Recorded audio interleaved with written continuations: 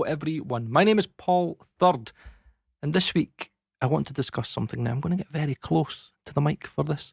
It's a very personal matter. This is something that I have been struggling with for the longest time, and to be honest, there's many engineers that have struggled with this and are still struggling with this to this day, and not many of them even know. And it is a mixing illness.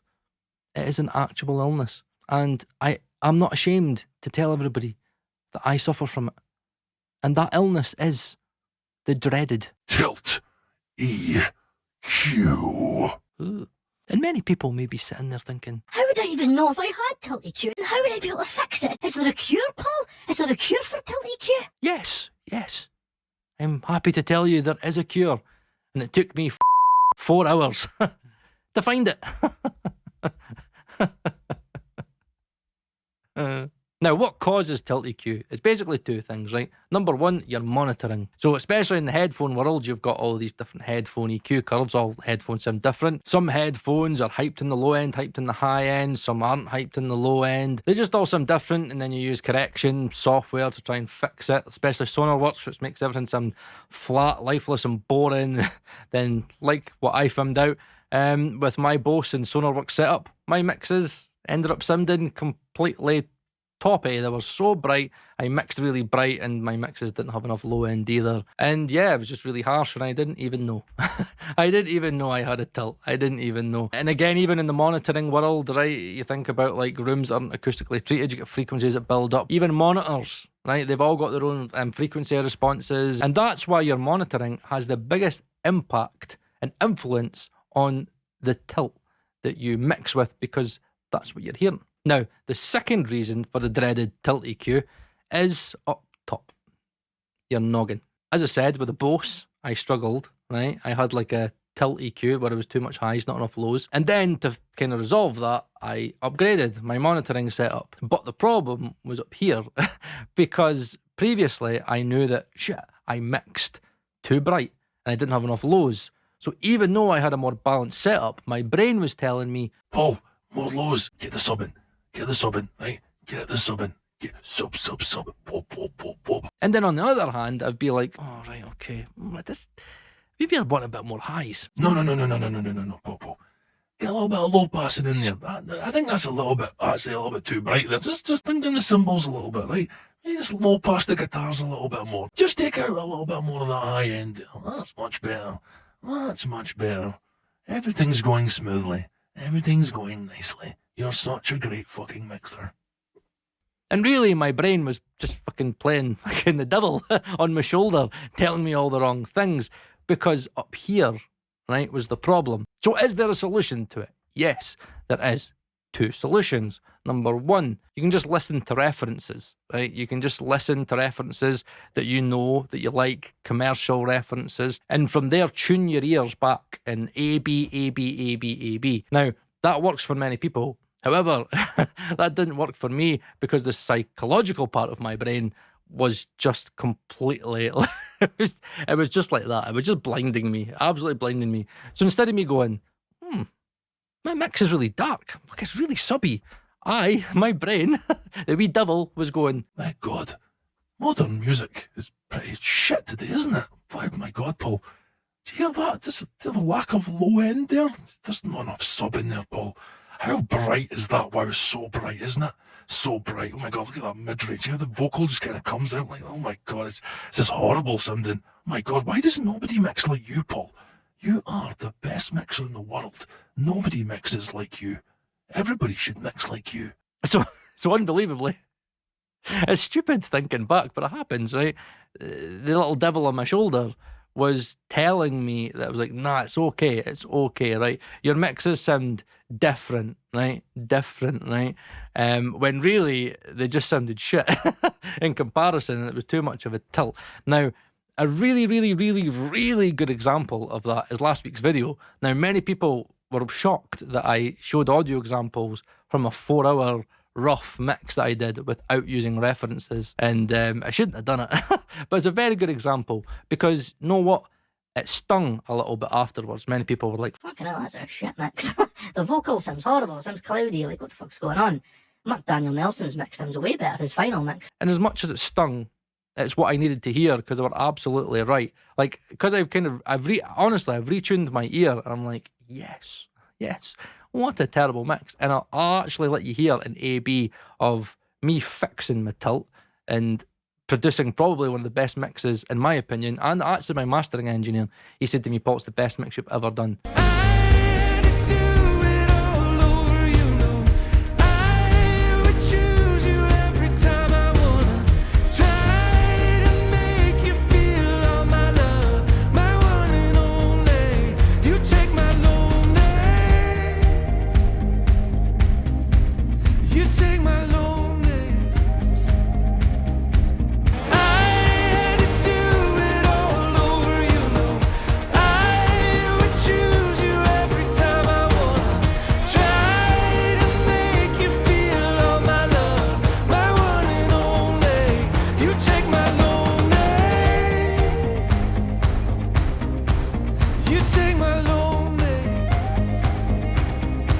So how was I able to ping the little devil off my shoulder? What works for me is visual tools. There are free tools you can use. You can use just a spectrum analyzer. Voxengo Span is a really good one. Even just like FabFilter, like Pro Q3, and use the spectrum thing and just like look at like a few references, look at yours, and then you can kind of see. But it still doesn't do a very good job for me. Now, from what I've been told, that iZotope's tonal balance algorithm is seemingly one of the best.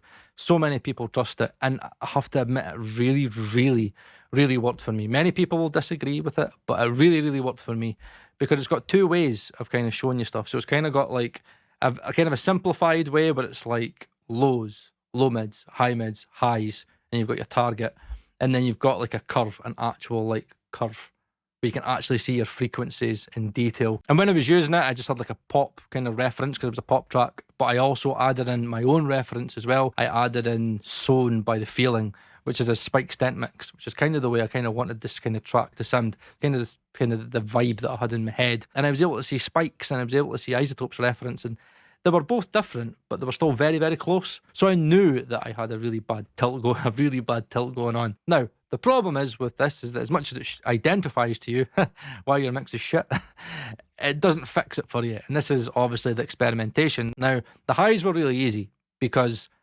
really I knew it was just like, right, I just need a high shelf. That was really all it needed. Fortunately for me, the way that I mix, probably because I used to mix too bright, I do use quite a bit of soothe, and sometimes I'll use saturation and like, but just a little bit. I like my mixes to kind of have the edges taken off them.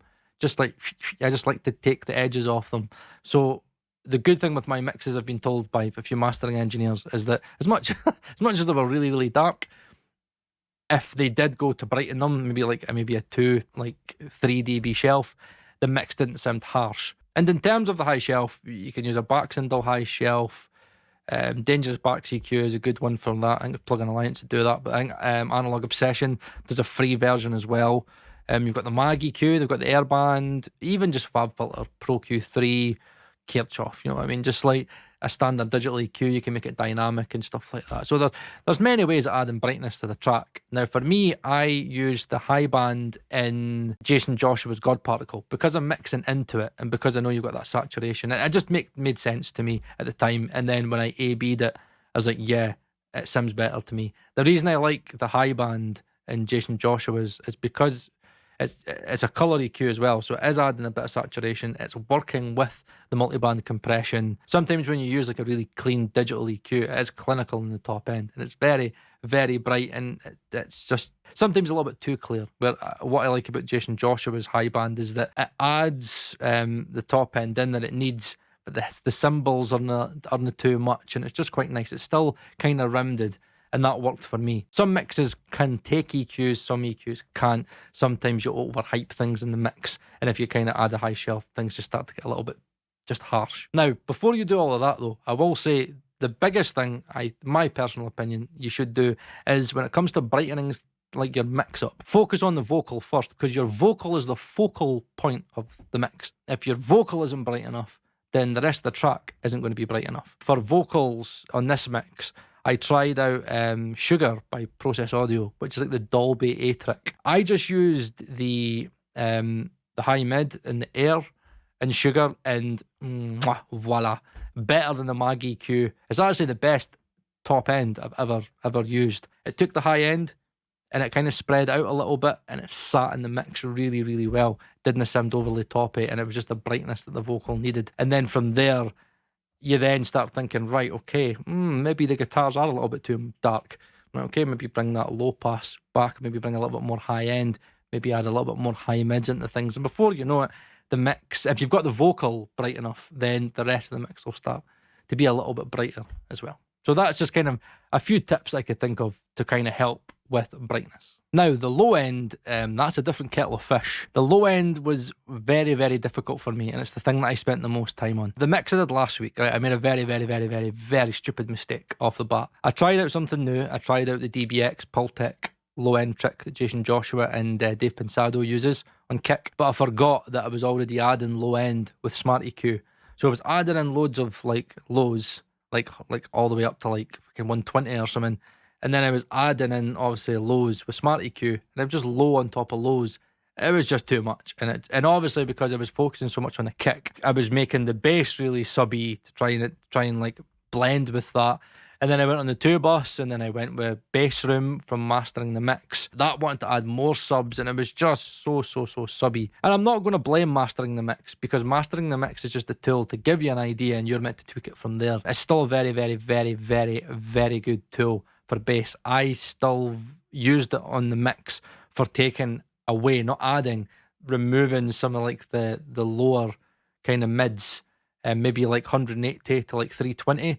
It does a really good job at just to identify, right, just take that out. It was only like a dB.5, but it was just enough just to tighten the low end and kind of, take a little bit of the mud out the mix. And it worked really, really well. By adding all of that low end on the 2-bus, it was just added in so much sub, and it was just drowning out the entire mix. So how did I fix my low end? I went to a book.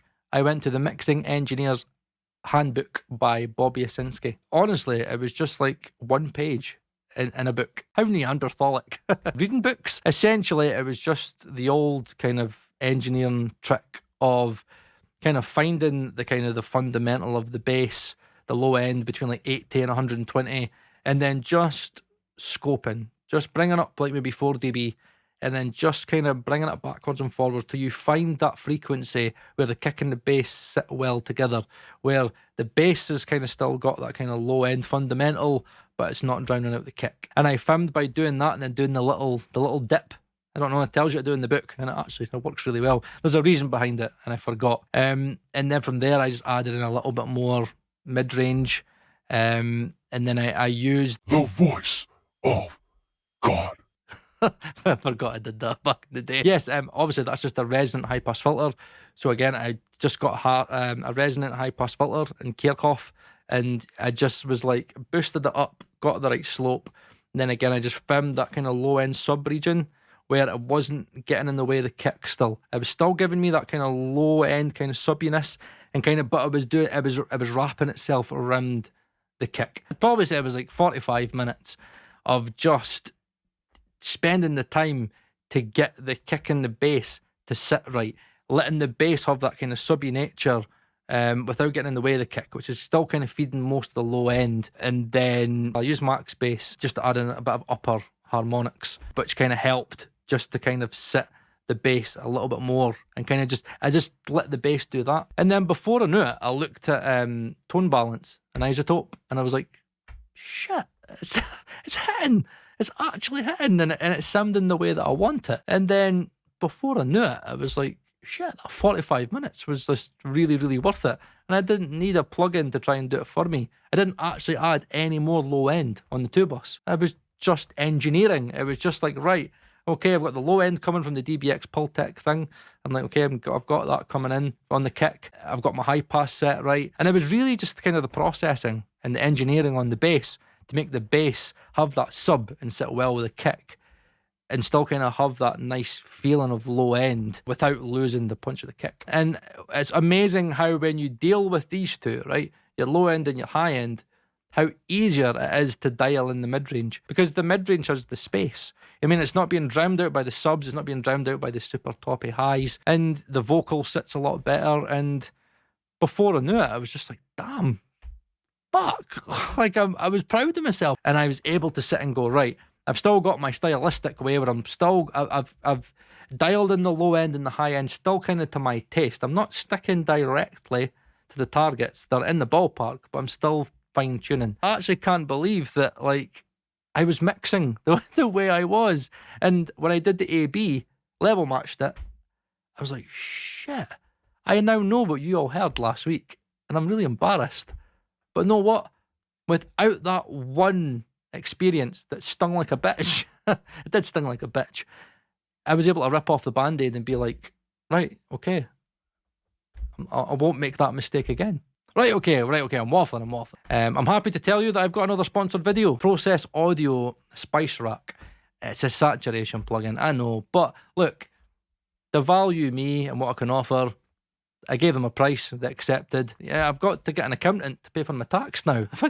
I didn't realise I had to do shit like this. So if you've got any ideas on what you would like to see with Spice Rack, it's not got any videos on it, but if I'm going to do a sponsored video, I'm going to test aliasing, all the geeky plugin doctor stuff. But if there's anything like you think's interesting about it or anything you would like to really just give me your opinions, give me your thoughts and say, Paul, try that. I'd like to see you do this or that with it.